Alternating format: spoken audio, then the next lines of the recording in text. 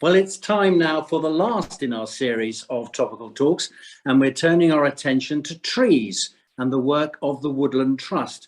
Founded in 1972, the Trust has planted over 50 million trees in those 50 years, so that's 10 million every decade. Jeremy Evans is the Woodland Advisor for our part of the world. Hi there, Jeremy. Good afternoon, Mark. Hi there, nice to see you. Thanks for joining us today. The last one of our talks, so a rare honour. So tell us a little bit about your job, because I think that's the starting point. I think a lot of the CPRM members will be familiar with the Woodland Trust, but what's your role specifically within the Trust? Thanks, Mark. Yeah, relatively new role, actually. So we piloted some woodland advisory services through a Heritage Lottery funded grant a few years ago. It was a great success as a standalone project across pilot areas. And in 2018, we decided to create a new department called the Outreach Department. And that's where I sit and work. And it's about providing a service, woodland advisory service, via me to private landowners. So I'm advising farmers, farm businesses, hobby landowners, all manner of types of sizes of property and properties with different objectives on how to integrate trees into what they're doing on their land. It's an exciting role. So how big is your patch? It's not just Gloucestershire, presumably? No, I'm also doing Herefordshire down to the Somerset levels and all of Wiltshire. Wow. So yeah, the top half of what we call the Southwest region. Okay, so and is there an appetite? Is there an excitement from landowners to go down this road? Yeah, absolutely. Two huge areas of growth in the last couple of years have been agroforestry. So integrating trees into food production systems. That's a really exciting area of work, and a real area where there's an appetite and a real lack of knowledge and conceptual understanding of the processes, but a real benefit in terms of production outcomes for farm businesses. So that's a real growth area. And of course, planting trees is something that that's grown exponentially over the last few years. So we're doing a lot of that. So that would be more casual planting trees, from garden trees right the way through to creating new woodlands, expanding our woodland resource. So without being too cynical, is there money in it for farmers, or are they doing it primarily from their conscience's point of view? That depends on the client, essentially, but certainly with more commercial objectives, the value in carbon is something that can be realised through woodland planting now. So that can really help. And government funding, of course, is very attractive now, more attractive than it has been in the last, well, probably ever, Mark, but certainly in the last 25 years that I've been involved. So you can now, broadly speaking, create a new woodland by planting and protecting the trees at probably no cost through government funding. And people like me and others can help landowners access that grant. Because there is a pressure, obviously, on landowners or farmers to produce food. Equally, there's that sort of balancing act between, I know on one of the talks we've done actually was about rewilding, and that's quite a buzzword at the moment, isn't it? So, there's a sort of a bit of one of those jobs, isn't it, for farmers? Yeah, it absolutely is. And I think agroforestry is one of the really pertinent answers. We can introduce a relatively small, well, there's lots of ways of doing it, but as a sort of middle ground, you can introduce a relatively small number of trees. You can improve soil health and drainage and air quality and production. You can lower inputs if you can get the right system in the right place, and it can really help a farm business. So increase productivity, lower inputs, better margin, effectively. Good. Okay. And what sort of species are you talking about? It's not one thinks of creating woodland. One hopes it's deciduous rather than just those awful massive patches of evergreen. Yeah, absolutely. So if we're looking at addressing the biodiversity crisis, we're very firmly in the native broadleaves category. So not just broadleaves, broadleaf trees range across all areas of the temperate areas of the globe, but here we have our specific native trees, and that's what we hope to be able to plant or to let naturally regenerate. That's another really viable option when it comes to expanding woodland cover, and in fact that allows better probably for adaptation to climate change. So every new generation of trees on a specific site will allow tiny amounts of adaptation to cope with the pace of climate change. So native broadleafs. I mean, we're in a time now where climate change is very much on the agenda. We've had the COP26 conference last year. We're starting a new year. We've just started a new year. I mean, what are the sort of challenges that you and your department are facing going forward in this year? Well, we want to get a lot of trees in the ground, so we a lot of focus on tree procurement. So we have to make sure that we have a continual supply of trees of the correct provenance. All our trees are sourced and grown in the UK, so that's a really important factor for us. We have a scheme that we manage to ensure that we've got those trees coming through, so that people like me can put those trees in the right place.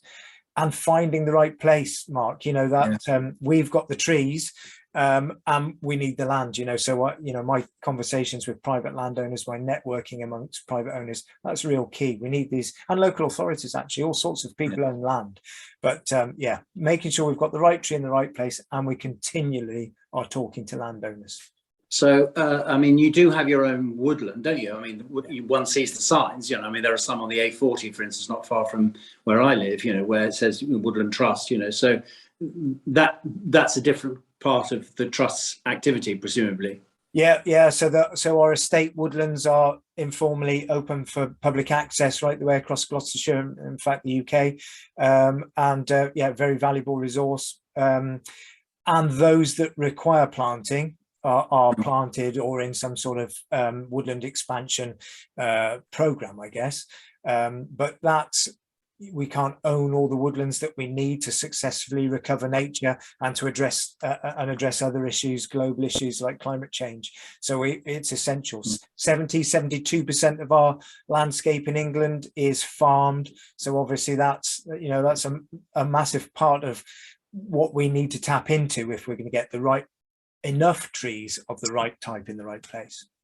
Okay, maybe not your department, Jeremy, but I mean, obviously education and younger people. I mean, the trust, you must have a mandate for that sort of area of operation.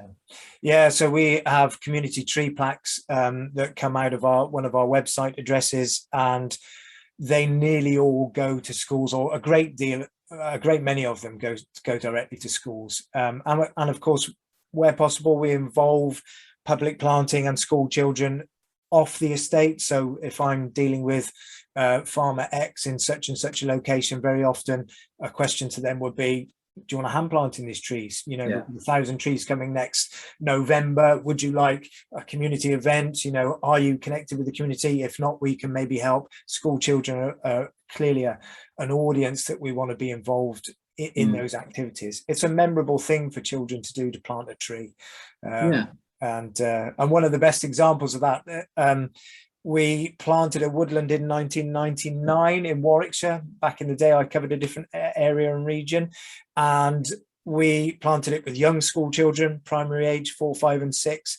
And then 10 years later, we came back and did a seed collection event with the same children. So they were helping the then primary school children collect the nuts from the trees that they planted and another seed and grow them on. So there was a perpetual sort of connection with the woodland, or it felt that we were setting that up into motion, and that was a really valuable thing. That is nice to know, isn't it? And of course, this year being the Queen's Platinum Jubilee, I understand there's quite a campaign. I don't know whether you know anything about that, but I mean, there is a campaign to plant trees that will last for 50, 100 years going forward. Yeah, absolutely. Yes, we're putting a lot of resource into the Queen's Green Canopy, as we're calling it. We need to be talking to woodlands. We want sizable woodland creation areas, so anything from 70 acres up. So we've examples of all sorts of people helping out in this, from Lord Lieutenants to businesses, and it's a fascinating project. Yeah. Good, and it's certainly one for the future. Now, you mentioned yourself that I think 25 years you've involved with the Woodland Trust. I mean, how did you start, Jeremy? Were you a volunteer, or did you go straight from school or university? Yeah, I came from a forestry background. So initially, when my fascination and interest with trees was to look at them and think, how can that be sawn up or produced into another material or into a product? Sorry, that can help us.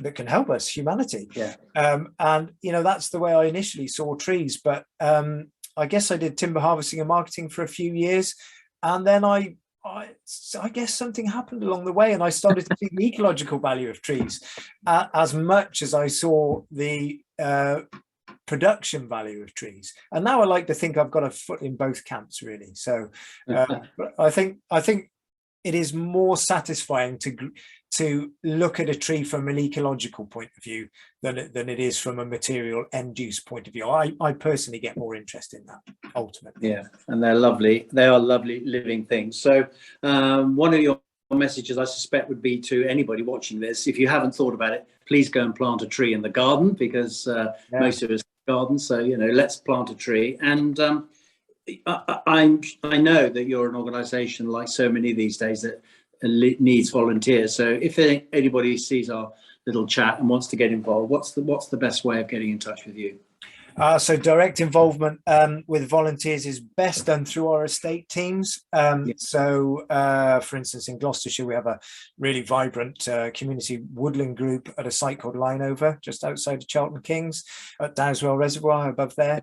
So that would be one of the best places to start. A colleague of mine, I can put people in touch with a colleague of mine directly. I think that would, rather than or at least I can't immediately think of a website address for volunteers. But there are certainly opportunities in Gloucestershire to become involved. Fine. So just a Google search for the Woodland Trust, and bingo, there you are. Volunteering opportunities at the Woodland Trust. Yeah, good. Okay, well, Jeremy, it's lovely to meet you, and thanks very much for your time. And good luck for everything you do, and let's hope those landowners, make sure there will be people who have pockets of land watching this film. Hopefully they'll get in touch with you. That would be great. We'd love to be able to help managing ancient woodlands, helping out with ancient tree management, and of course expanding woodland cover. Thanks very much. All the best, Mark.